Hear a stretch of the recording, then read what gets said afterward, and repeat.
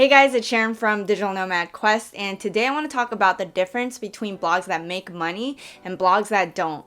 So, a bit of backstory. I feel like I know a lot of bloggers now that make a crap load of money on their blog, like maybe 50 grand a month in passive income, right? And I also know a bunch of bloggers who actually have a decent amount of traffic on their blog, but don't make really much money at all on their blogs. And I know people who are frustrated because they're in that state and they don't know how to get out of it. So a bit about my background. I have been blogging for around 4 years. I've also been successful on building a niche site that utilizes affiliate marketing, and it still makes me passive income and cash flows to this day. So that's why I can talk about this, as well as, meeting a lot of other people who've done this. And I know that I know what sets those people apart that are actually making a killing on it versus those who aren't. So now let me talk about the differences. So what I find is one of the big things that people forget to think about is branding. So the first thing is you want to make sure that when you go to your website, people should understand what it's about and what they're gonna get from it, basically. So when they go on a website, they should know how they're gonna benefit. Because if you're just saying a bunch of random stuff and not really honing down on certain topics, people are going to bounce off of the website because they don't know what to expect from the site. They think the stuff that comes out is gonna be random. It's not really focused on a specific niche. So niche down and be specific with your branding. Secondly, a lot of these blogs don't really consider SEO, and SEO is so important when it comes to blog traffic.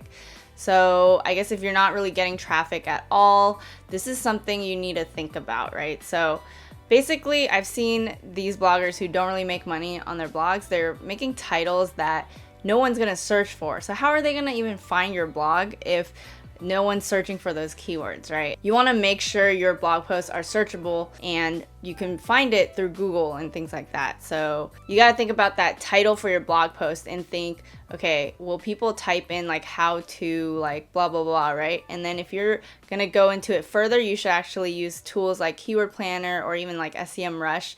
That's what I use, right? To make sure that the keywords are things that people are actually searching for and they can find your blog post through it.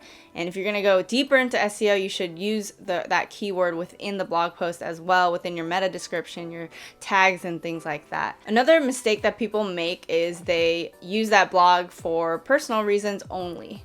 It really depends on your purpose. If you are just blogging for fun, you don't want to monetize it, that's cool, right? But if you actually do want to monetize it, you got to think about why people would even come on your site. When I first created digitalnomadquest.com, I used it for personal reasons. I used it to vent, I used it to talk about my feelings, and I didn't make enough informational content from the start. And now I'm really focused on creating that educational content that people can benefit from when they come to my website. And the feelings kind of posts where I'm talking about my personal journey, that actually does get a lot of engagement and views, but it can't all be that unless you're just a super interesting person. It's just a lot easier to monetize your blog if you are creating stuff that people want to read and they can get value from.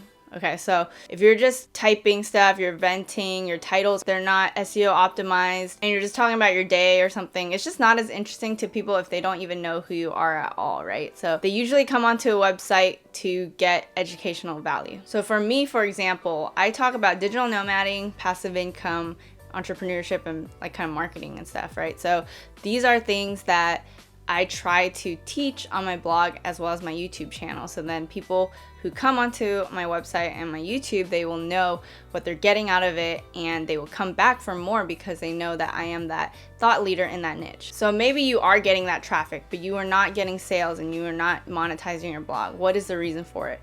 Well, most bloggers make money from affiliate marketing and from creating their own courses or products, things like that. So ads, yes, you can make money from them, but I think usually the biggest driver is affiliate marketing and selling your own products. So if that is the case, you have to think of it in terms of how you can monetize it that way.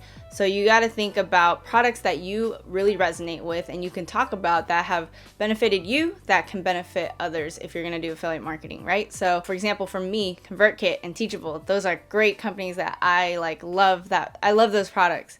And I would totally teach people how to use them and bring awareness to them. So if I'm going to do affiliate marketing for these products, how am I going to create posts around it, right? So if I'm going to create blog posts around it, I might talk about why email marketing is important if I'm going to advertise ConvertKit, right? Why email marketing is important, which email marketing solution is the best, comparing different email marketing solutions, how to use certain functions within the email marketing platform. These are things to think about that you can create tutorials around. You can create tons of blog posts around it, right? And bring into it ConvertKit at the end. You gotta create the post with that in mind as well. You can't always just post anything you want about your day or whatever. Like, there has to be some purpose if you want to not only do it for personal reasons, but also make money from it. And I think affiliate marketing is great because you are not only helping others, you're also helping yourself.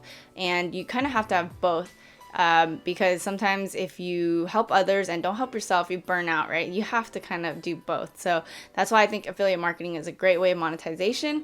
And I think it's okay for people to sometimes create posts with that in mind. When it comes to selling your own courses and things like that, another thing people don't think about is how the marketing strategy will be for launching those products and not like doing a whole launch strategy for it.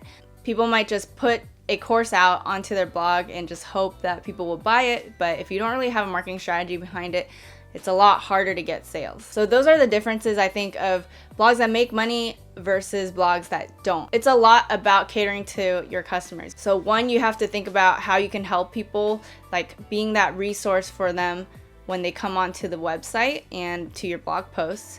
And next, you also have to create your content with that goal in mind of monetization sometimes. So if you want to upsell a course or if you want to recommend products, you have to think with that also in mind. So I think these are the certain factors when it comes to traffic and conversions to create sales on your blog.